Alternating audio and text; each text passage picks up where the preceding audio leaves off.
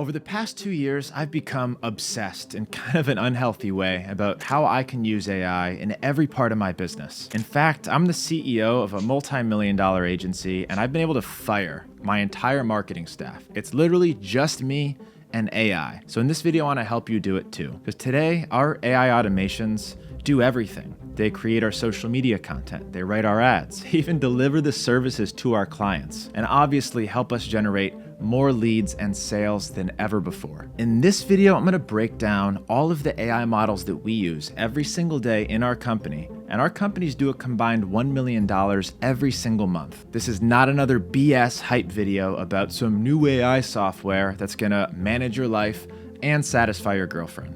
My girlfriend just laughed. Just practical, real-world applications on how I'm using AI to automate my business and serve more clients than ever before with a much smaller team. Now, I promise to make this as beginner-friendly as possible, but I would be doing you a massive disservice if I didn't tell you that there's really two ways in which we use AI. There's interacting with the models, here in Chat GPT or Claude or Perplexity or Grok. And there's also automations that include AI. So automations like this that actually deliver services to our clients. And within these automations, you can see AI interacting and doing different things to accomplish a specific goal. And we're not gonna get too deep into the AI automations in this video. For that, you're gonna have to subscribe to the channel. The purpose of this video, I wanna walk you through how we're using the different models, what they actually do, what they excel at, which ones do you actually need? So let's start with the most popular AI model, the one that you're probably going to use the most, and that is Chat GPT. Now, do you need a subscription to this to use it?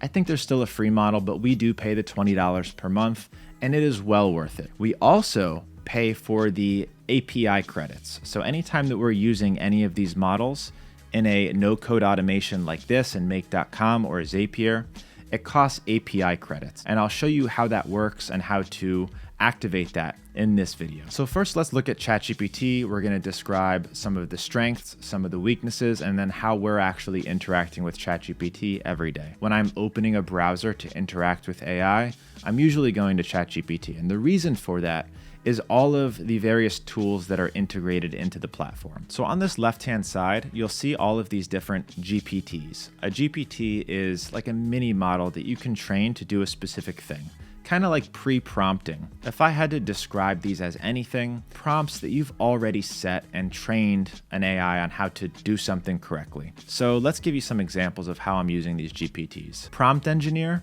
If I need help writing a prompt for something I'm doing in this no-code automation, I'll come into Prompt Engineer and it knows how I like to write prompts. If I want to write emails for Lead Gen J, this one is trained on how I like to write emails. If I want to write ad copy, I train these on all of my offers. And then there's some other things that you can do with these GPTs as well. So let's go into Startup Coach. This is a model that I actually trained to be a lead magnet. So you're able to make these GPTs shareable, and I can give you a link to interact with my GPT, and now you get all the benefits of the training that I did for this model, and it makes a really strong lead magnet. So if you're trying to build your email list, you're trying to generate more leads from ads, you need strong lead magnets, and GPTs are a great free way to build those lead magnets. So as you can see here, I've got a GPT for just about everything that I do: teleprompter formatting, writing Instagram caption, cold email spin tax, winning credit card disputes. The sky's the limit, and this really speeds up your workflow in your day-to-day. So start to think about what you're going to be using AI for and what you're using it for more than once. You can write down those use cases and start to build GPTs here. You can also explore other people's GPTs. So you can actually see some of these public ones that I've built, or access some of the most popular GPTs on the market and use them for free. So you can accomplish really sophisticated tasks without much knowledge about prompting or coding.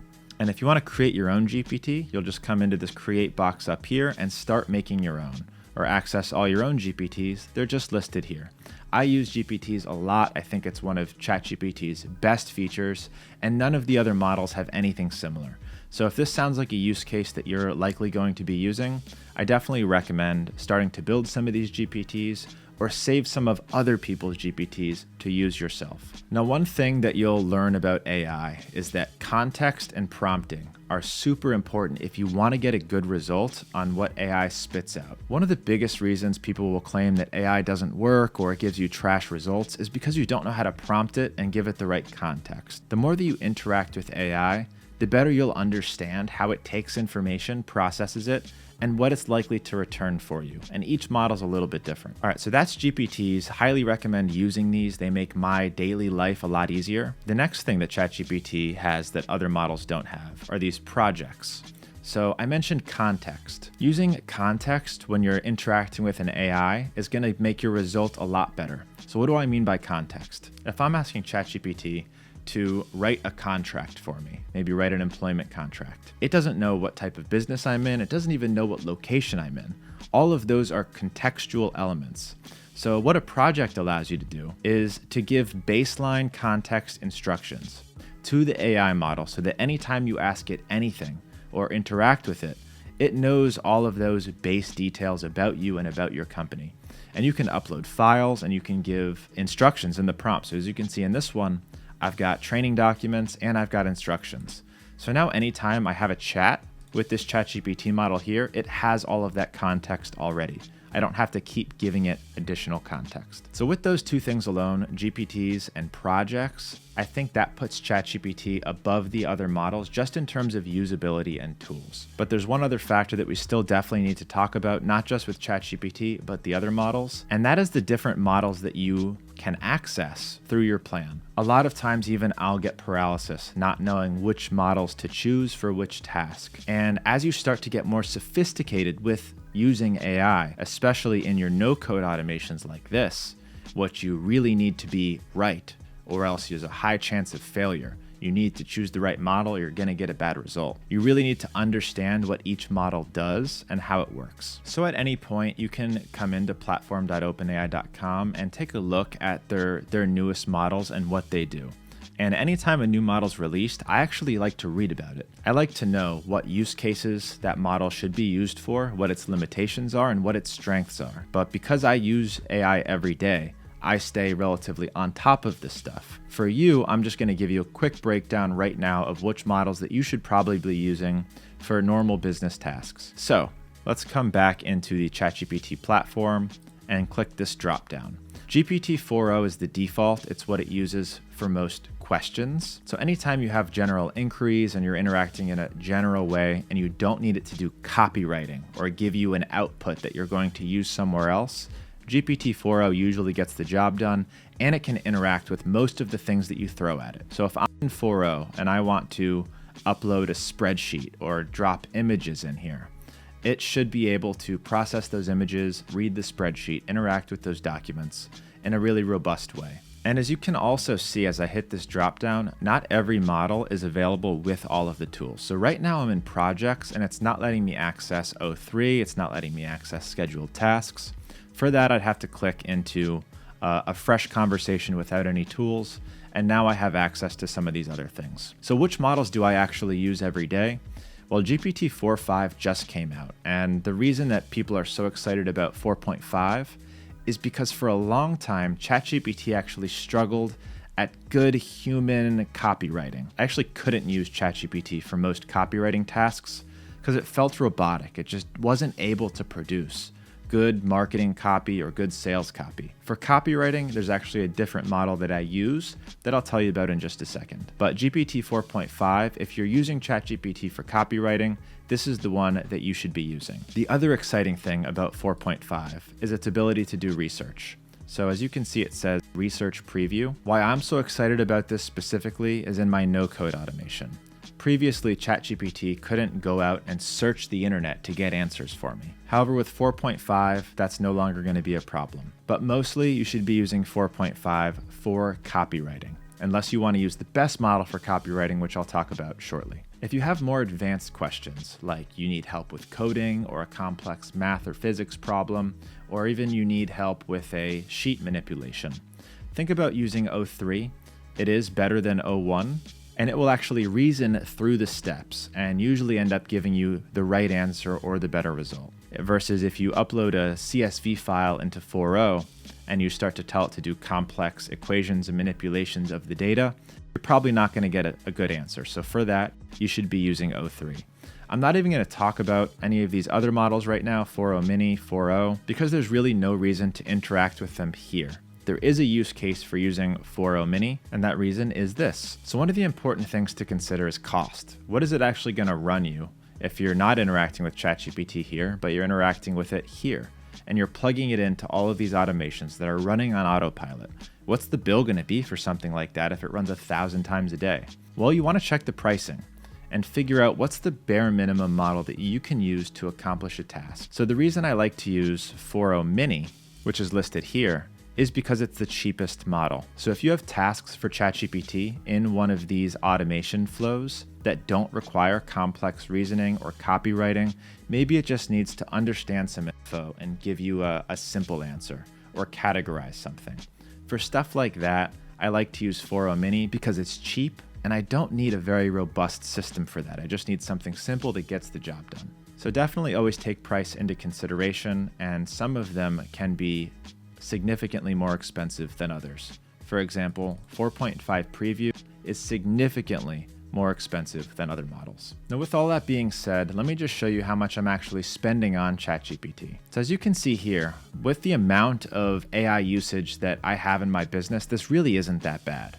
So for all of February, we spent less than $300, and it is powering almost everything in our company. So even with more expensive models, with full implementation into your business, it's really not going to cost you very much. This is less than the cost of most software products. So highly recommend using this, but definitely keeping price in mind. All these AI models and platforms, ChatGPT, Claude, they're going to have a front-end interface that you can interact with. In this case, it's chatgpt.com. They're also going to have a back-end interface, which is a little bit more for developers, but I'm not a developer and I use this stuff pretty proficiently. So let's come into platform.openai.com and just go over some really important stuff that you need to know about. I'm going to click on Playground here.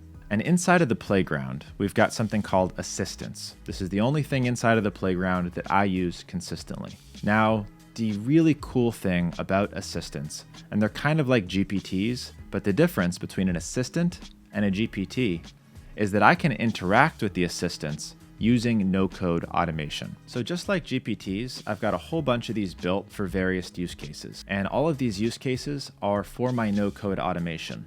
And it's just like a GPT. You upload system instructions, you can designate the model, and you can upload files. And that's what's so important about ChatGPT and using it with no-code automation, is because now I can access files when I'm doing no-code automation.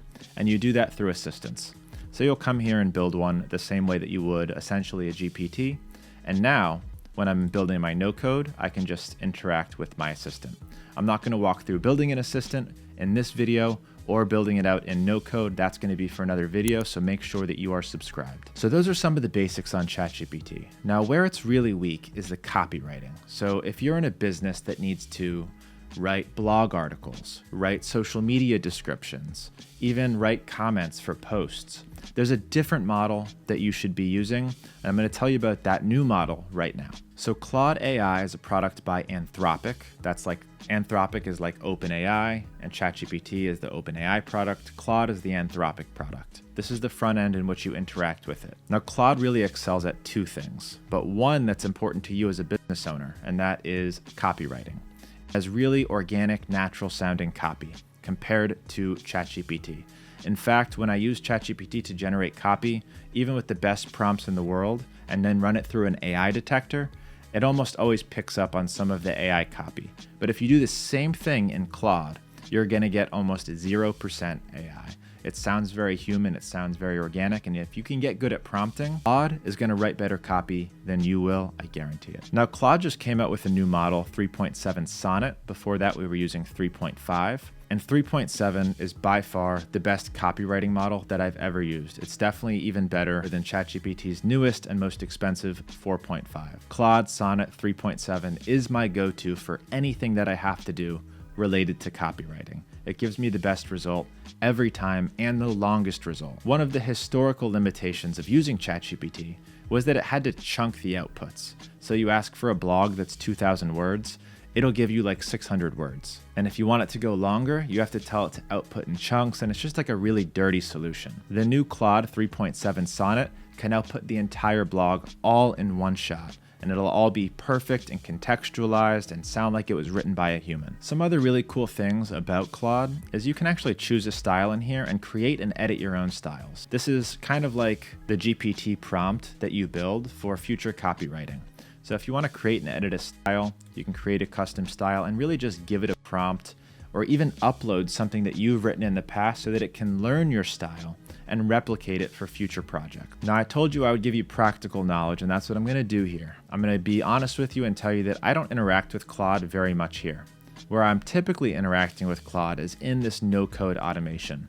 So anytime I'm building a no-code automation like this, and I need to write an email, for example, I'm going to use Claude, and this is a perfect example of models coming out every day. I built this one over a month ago. Now there's a new model, and I have to come in and update it to Sonnet. This landscape is changing so fast, and this is one of the kind of nuisances of these AI models evolving so fast, is every time they do, now I have to come into my automations and select the newest and best one. Now, there are some really cool other things about Claude, or should I say Anthropic, and I'm going to show you right now. So here's the back end for Claude or Anthropic, and just like OpenAI, they've got a lot of those similar settings that you can select, but there's other things that you can do inside of Anthropic. So I'm going to come into Workbench here, and one of the things that I love that this does is it'll actually help you generate prompts and test prompts. So I went and clicked a new thing here. Now, it'll help me generate a prompt. So if I describe the goal that I'm trying to achieve,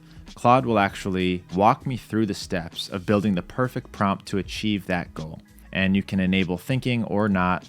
And then as you're testing that prompt, it'll actually show you its thinking steps. So this was me trying to create a prompt to write a LinkedIn post in the past. And as you can see on the right, it's actually showing me all of the steps involved in testing out that prompt. So before I use it inside of a no-code automation, I'll know if it actually works and gives me a good result. Now, the weakness with Claude is that it lacks tools, especially with no-code automation. So if I'm interacting with Claude here, I can't upload files. I can't have it go research the internet. What it really excels at for me is copywriting. So if I need to write copy, I'm using Claude. If I need to use tools, I'm using ChatGPT.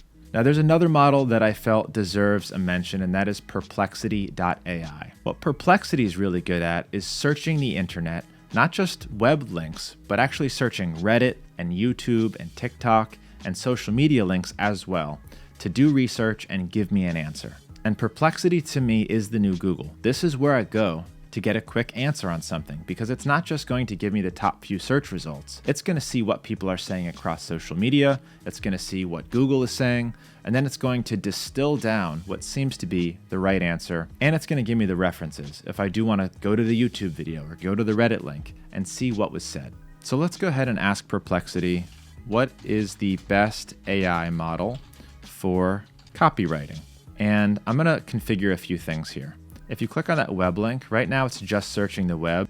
I also want it to search social media. I want to see what people are saying, what their opinions are on what the best AI model for copywriting is. And this is something that the other models cannot currently do. And I'll show you how this becomes so powerful when we're doing no-code automation as well. So let's go ahead and search and watch what Perplexity gives me. And the reason that I'm doing this is I want to show you the different use cases of these models, and if you understand how they work inside of their natural front end, you can really understand a lot more of what their capabilities are with no-code automation as well. All right, so as you can see, it searched all these Reddit threads plus 12 other sources, including web articles. So we've got a few different options here. It says ChatGPT 4, highly effective for copywriting. It's just pulling this from different web links and Reddit links. This is more of an opinion question, so it's giving me a bunch of opinions. Claude, some people prefer Claude over ChatGPT, and then all of these are links back to the references. Plus, you've got follow-up questions that you can ask. So this is where Perplexity really shines. It's going out into the internet with a question and coming back with the answer. And why that's so important when you're doing no-code automation is because you need to do some internet research in order to execute some services, write a good article, do some competitor research, or just get an answer. So that's why I'll usually throw Perplexity into the middle of a lot of these sequences. Go out into the internet and find everything you know about this subject, and then come back in and then have Claude write something about it. And I'm telling you, once you learn the strength of these different models and the weaknesses, and then how to use them to interact to get the best possible result, that's when your business actually gets superpowers. And finally, there's one more model that I felt like I should mention because I've been using it more and more lately, and that is Grok, specifically Grok 3. It's a free model, so you can use this totally for free right now. And this is Elon's model. And I am shocked at just how advanced it is. You ask it a question or tell it to do something, and it reasons through all of its steps and usually comes to the right answer. If you're trying to do something in Chat GPT and it's just not giving you the right answer, you're trying, you're prompting, and it's still just messing up. This happens a lot. You'll be shocked at how many times you're in Chat GPT trying to get it to do something or understand something, and it just doesn't. This problem's a little bit less when you're using its more advanced reasoning models. What I've noticed is Grok 3 will get it right almost every time. It's very good at copywriting, it's very good at reasoning. If you upload a spreadsheet and tell it to do something or analyze something, it gets the right answer almost every time, the first time. Now, I'm not using Grok 3 very much yet to do anything in no-code automation, and it still does have less tools for me to upload a spreadsheet, which I can do, but it can't give me the file back, whereas ChatGPT can. I can give it a CSV, it can manipulate it, give me back the CSV. In Grok, it's just going to give me code that I then have to go turn into a CSV file. Now, I should also notice that all of these models have since released some sort of deep search or think. You'll see ChatGPT, deep research, search the web. Now, the reason all these models have this deep research function is because Gemini, this is Google's AI, which, to be frank, I don't use at all. I was using it specifically for their deep research, which was the best by far. It would go out into the internet and gather all of the information about a subject and just give you a well-researched result. I'm not using Gemini for this anymore because now the other models are able to do it just as well, but it's still good to have Gemini on your map. Google is making a lot of advancements and it's getting better. It's just, in my opinion, not competitive with the other models. So the models that you should probably be using in your day-to-day life, ChatGPT is going to be your mainstay. You should know which specific models to interact with for various use cases. As we talked about earlier, you should be using GPTs and projects. You should be using Claude for all of your copywriting. It's still the best by far. If you're writing blogs or ads or social media captions, use Claude. And if you're doing research into a subject and you need to go out into the internet and find the right answer and research Reddit posts and what people are saying, you're going to want to use Perplexity. And then once you get a little bit more advanced, you can come in and watch my more advanced videos on how to build automations like this that power every single aspect of your business, from creating social media content to LinkedIn automation to doing cold email automation, writing proposals for clients, you name it, it's automated. If you saw all of the automations that powered my business and what they do, your brain would probably explode. And I also use Zapier that has even more automations than Make.com. Now, if you are interested in learning how to do that and copying the blueprints to those automations, I do give them away for free inside of my program. If you're interested in joining it, it is down below. It's got some more advanced stuff as well as a lot of the beginner walkthroughs from A to Z on all of these platforms. Now, there's no way to avoid it. AI and automation is taking over, and if you're not doing this stuff and implementing it into your business right now, then you're probably paying somebody to do it and they're not doing as good of a job, which means that I can spend more money on advertising and on my services that you're paying to your employees. So you need to stay ahead of the curve. You need to learn this stuff. So get inside of my community. I've got a free community as well. So you can start learning this and start implementing it. It's never been more important to not adopt this and become obsolete. Learn it now and your business will grow bigger and faster than you've ever imagined with less staff, which means more money and time for you. If you found value in this video, like and comment and make sure you're subscribed. Unless you hate money, then don't subscribe. And please watch other videos on this channel so you can learn more about AI and automation and how to implement this stuff into your company. I'll see you soon. Thanks for watching.